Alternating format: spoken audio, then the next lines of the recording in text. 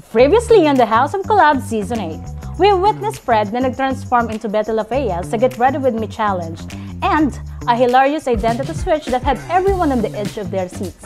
But amidst the fun, something happened unexpected nung may namuo na something kay Bella, Kate at Fred. At dahil dito nalaman natin ang naging journey ni Fred and the struggle he experienced to be the content creator he is today. Dito lang yan sa The House of Collab Season 8.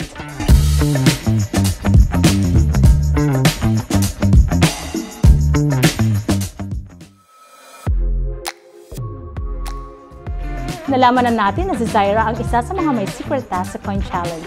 Pero sino nga ba yung isa?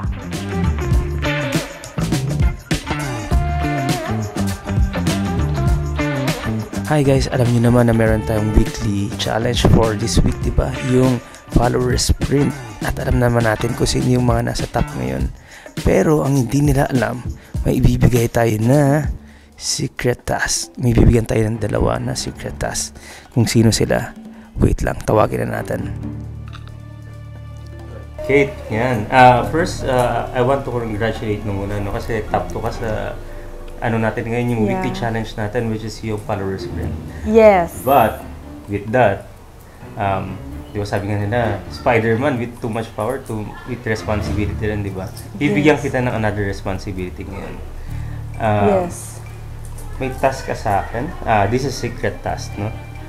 Meron tayo ditong 4 na coins. Sobrang big challenge sa akin nun. Unang-una sa lahat, ayoko ma-fail si Sir JV. Ayokong ma-disappoint siya sa akin. Itong 4 na coins na to, kailangan mo siyang itago sa buong mansion. And, pag itong 4 na coins na to, lahat to nahanap, automatically you'll be in bottom 4. Or kung ilan man yon, bottom 6, bottom 8, or... Pero, since ako yung inatasan niya, hindi pa rin pala enough yung knowledge ko sa mansion para itago yung coin. And di rin talaga ako aware. For how long this? Until Friday, 3 p.m. Until Friday. So, meron silang time talaga para hanapin. Yes, pero bukas pa, hindi lang ikaw yung nag-iisa na magtatago. Kasi dalawa kayo. Dalawa kayo. Pwede mong hanapin yung kanya. Kasi once na mas naunang nahanap yung sa'yo, whereas sa kanya, ikaw yung automatic bottom 4. Ang hirap. Hanapin ko ba o paprotektahan ko yung Depende akin? sa'yo kung ano mas priority mo. Dalawa lang kami. Dalawa lang kayo. Kailangan ko na talaga maging Cruella. Yes. Okay. Okay, accept the challenge. First of all, congratulations kasi top 1 ka so far sa follower sprint natin na with the challenge, diba? But I have to give you a special tsaka secret task. Okay? Hindi ko siya personality eh. Hindi ko kaya yun eh. Na parang magsisinungaling ako in front of all people. Ayoko yung ginagawa sa akin, tapos gagawin ko sa kanila. Wala ko always kasi challenge yun eh.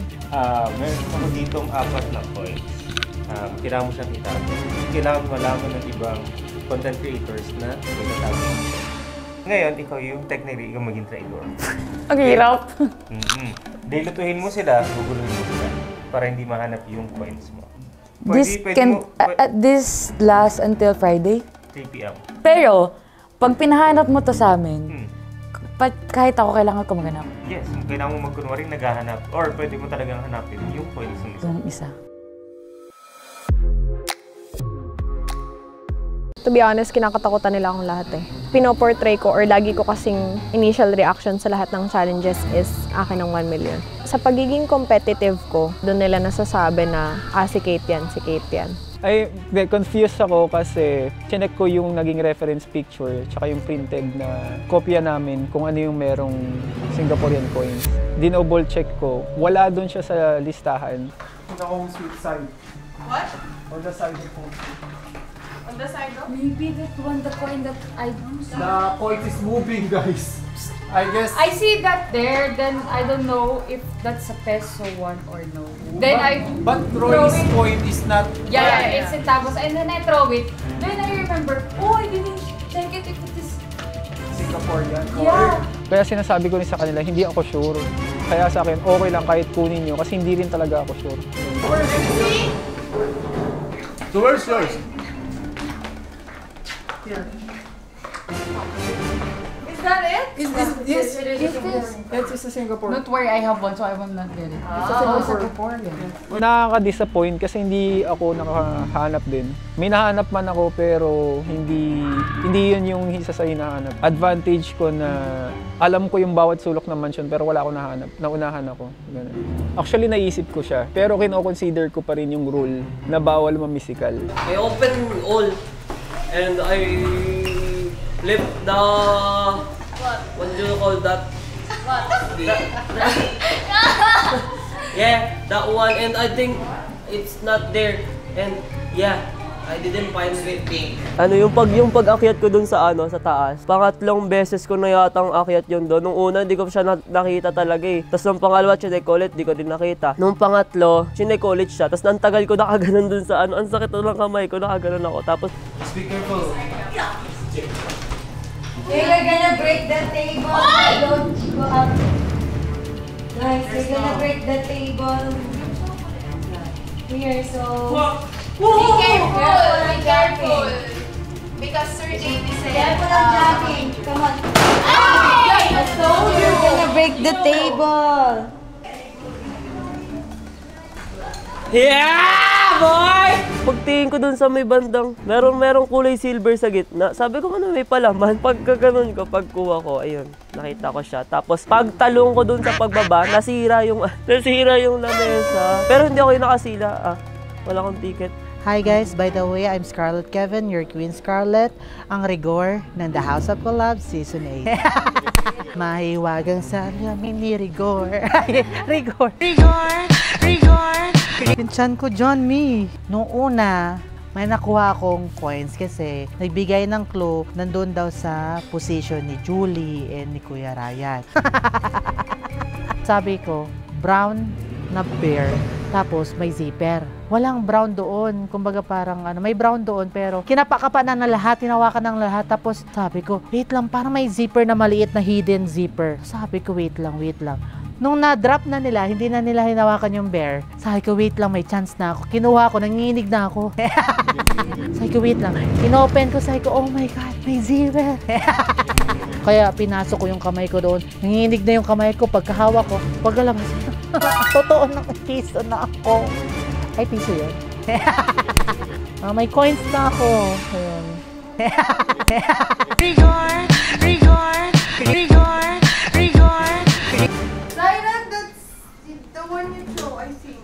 Yeah, I threw She the... found it there and then she Yes! threw it. Then I thought it's 1 peso. Then I thought like this, when I think... Right here. Like this. And then, 1 peso. Yeah. Then I remember, once I go, and they said, oh, hindi din check if it is Singaporean or peso. Yung naramdaman ko lang nun, sobra akong kinabahan. Kasi nga, tulad ng sinabi ko, pinakayo ko sa lahat ng nagsisinungaling. Tapos, kailangan ko magsinungaling in front of them para matago yung coins ko. Dumating sa part na hindi tayo nag-end ng 12, di ba? Kasi nga competitive lahat eh. Pero dito ko nalaman kung sino yung mga content creators na parang willing lumaban for the 1 million pesos. Okay, it's try. I told you, maybe it's something in pillow. Because I think it's Mama Carla's. Lalo na kala Fred, kala Angel, kala Lucas, kala Eka. Nawala pa silang nahahanap na coin. Tapos... Wait! Sir JV said, stop right now. He will send it. The coin is near to us. So, no, just stay there. Okay. Guys! Stop! Ako yung nagtago noon, tapos hindi nila mahanap. Sobrang naawa ko, hindi ko kaya talaga. Pero wala akong choice. So, nung nalaman kong may special challenge, sobrang hirap kasi every sulok ng mansyon, ang laki ng mansyon. Hindi lang siya bahay na bahay lang. Talagang mansyon na sobrang laki, may pool pa. Ipupunta ko ito sa pool kasi yung isang coin, na Singaporean coin is nasa pool. So, para malito sila. Got it? And alam nyo, yung time na yun, hinalughog ko pa kada puno, talagang inaano ko. Guys, grabe, nahalughog ko na yung isang puno dito at hindi ko talaga makita. And doon ako galing, papunta ako doon, paikot ako. Nakakapagod, pero laban. Kaya natin to. Oo, sobra akong napagod. Kasi, tapos hindi pa talaga ako nakampante noon. Talagang bumalik pa ako, inalughog ko lahat ng mga kailangan halughugin. Yung isa is nasa garden. So, it means nasa garden lang talaga siya. So, nasa mga puno-puno. So, ayun yung pinokus ko. Yan. Let's go.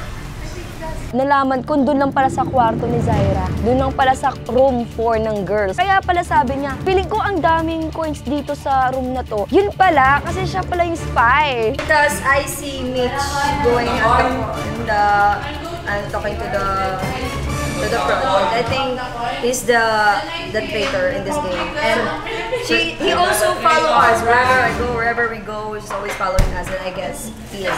So nahanap ko yung coin sa box ni Zaira, drawer ng box niya. Kinalugog ko talaga doon. Tapos nakatago kasi siya sa may, para siyang skirt na manipes. Pinasok lang doon sa may garter. Yun nakita ko. I'm just waiting. I'm gonna snatch their coins. It's like I'm Vegeta. You collect all the Dragon Balls and I'm gonna get it. Oo, sa gym. Tapos nakita ko yung, syempre may mga bike dito sa gym. So pagka nilagay mo yun sa mats, babakat yung di ba, ilalim. Tinry ko kung ano yung sasakto dun. Kasi inalis yung bike. So doon ko napansin, okay, may bakat dito. Ibig sabihin, may coin dito nilagay. Noon nga, ginawa ko, tinanggal ko yung bike. Tapos sa ilalim ng mats, nakita ko yung coin. Nahanap ko yung coin sa room ng mga girls, sa may sapatos, sa boots ni Zaira. May nagbanggit, baka sa sapatos to. Yun, chinek namin yung sapatos. Then nakita namin sa boot, yung boots may butas sa ilalim, sa talampakan mismo. May butas doon, may hiwa. Dalawang boots na yun may hiwa. Then chinek namin yun, ayun, nakita namin doon yung coins. 100% sure, Zaira. Walang kahit na sinong close ni Zaira na kayang magtago ng coins sa bed niya, sa gamit niya, at sa sapatos niyang sinira pa, kundi siya lang. And yun yung pinakamali niyang ginawa. Maraming nagtangka, maraming sumubok, ngunit wala ni isa sa mga content creators ang nakahanap ng coins ni Zaira at Kate. A lot of challenges happened here at the House of Collab at ngayon makikilala natin kung sino nga ba ang mga nakasama sa bottom ngayong gabi.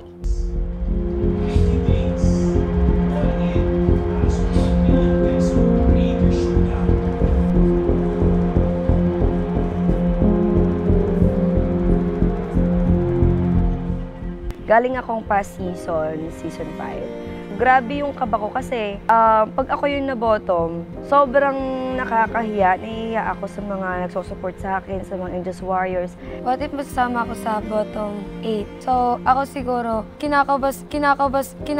kakabahin siguro kasi nga, may challenge pa kami dito. Daily challenge na padamihan ng dice. Dapat makakatungtong kami ng 50 pataas. Actually, sobrang kinakabahan din ako kasi there are some tasks na hindi ko na fully fulfilled. Yung mga deliverables kasi bago pa ako, hindi ko masyadong alam yung mga strategy, ideas, kung paano gawin. Wala akong masyadong alam. Hindi ko na alam kasi may bottom pa, may daily challenge pa. Kung mabobotoman ako, siguro gagawin ko siyang 10 times fold, yung mga challenges na dapat i-hit, yung mga spot ng leaderboard sa campaign. Probably, kailangan ko pa sipagan para ma-prove ko na I'm on the process of doing it para ma-fulfill ko lahat ng task. Gagawin ko lahat kasi gagawin ko yung best na best ko. Although na ginagawa ko naman yung best ko na ginagawa ko yung mga challenges, yung mga gawain dito, mga UGC, ginagawa ko. 90 days, all in.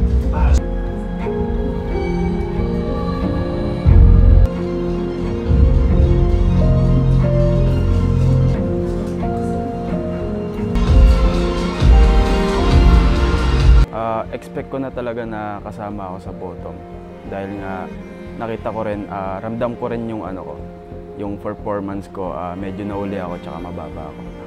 Onting gulat, hindi na ako masyadong nagulat kasi ngayon nga expect ko na. Pero ang bigat pala sa pakiramdam ng ganon.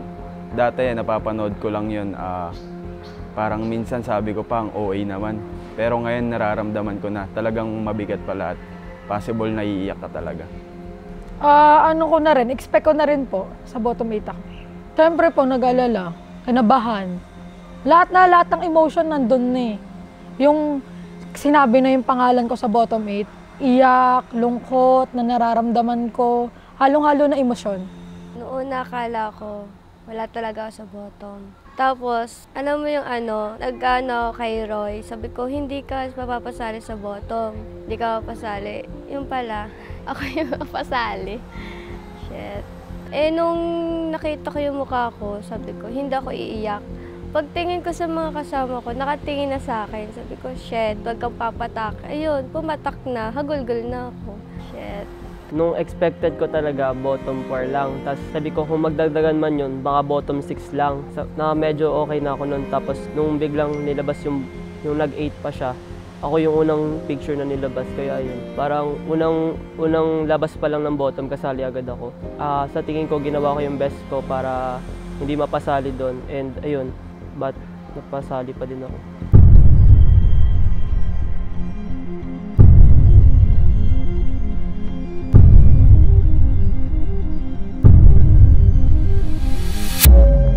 Sino kaya sa mga 24 content creators ang mag-goodbye sa 1 milyon?